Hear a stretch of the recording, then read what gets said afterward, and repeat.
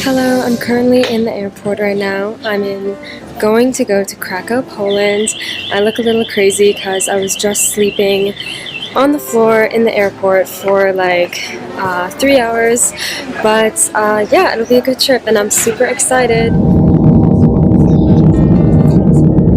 I just got off the plane. It is 9:30 in the morning and here I am in Krakow, Poland.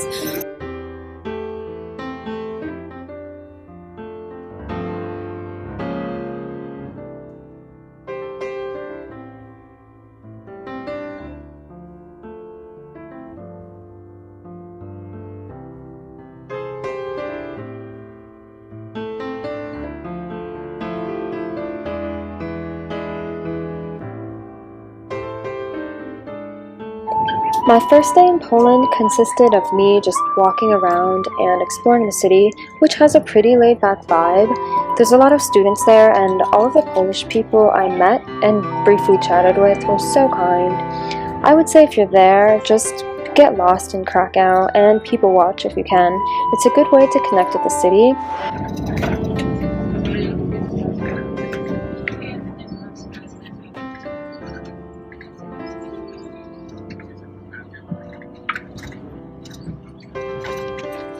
The first thing you see when you walk into the Auschwitz Extermination Camp are the words, "Work will set you free." I felt such an immense wave of heaviness as soon as our group began walking, a feeling which stayed with me throughout the entire day and visit to Auschwitz. We walked through buildings with rooms containing old items that people had brought with them. I'm not Jewish, but I did break down crying when we walked into a room, which wasn't allowed to be videotaped, containing human hair, piles of it. Brunette, blondes, black, curly, straight, braided. I felt like I was transported back to 1940. It was right in front of my eyes. Countless shoes, pots, pans, Jewish prayer shawls were shown, all evidence of lives that were cut short tragically. The eyes of the people in the pictures were motionless, as if their souls had already passed, their cheeks sunken and their skin noticeably dirty and unwashed. The building smelled dull and damp. There was hardly any ventilation. After just a minute, I had a desperate urge to leave. Block 11 was the torture building, where the Nazis built standing cells as a form of punishment, and where people starved or suffocated to death in tiny, cramped spaces. We passed along a shooting wall where people were executed individually and in groups, but there is now currently a small memorial along the wall. We were told to keep silent as we walked into the gas chamber to respect the lives of the millions of Jews, Poles, and prisoners of war who had died there.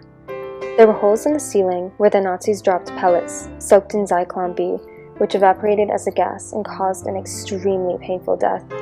The cement walls were dark and stained, and the energy was deep and heavy. After Auschwitz, we then went to Birkenau, which was a concentration labor camp. It was enormous. There were broken brick buildings as far as the eye could see. It looked exactly as it does in old war photographs. Everything was left unchanged. Survivors wanted people to see exactly what they saw. They left piles of bricks where bunkers used to be, most of them were damaged, and the remains of another gas chamber that the Nazis had attempted to destroy. Survivors stayed there, but to reach such a level, guards squeezed 6, sometimes 8 meters. So they were so squeezed that they slept just on one side. And it means that there were at least 700 prisoners in each brick building like this. I must admit that it was an emotionally draining day, but when I got back to Krakow, the sun was shining and kids were playing. The tragic history has not been forgotten, but Poland has grown to be a beautiful and welcoming country.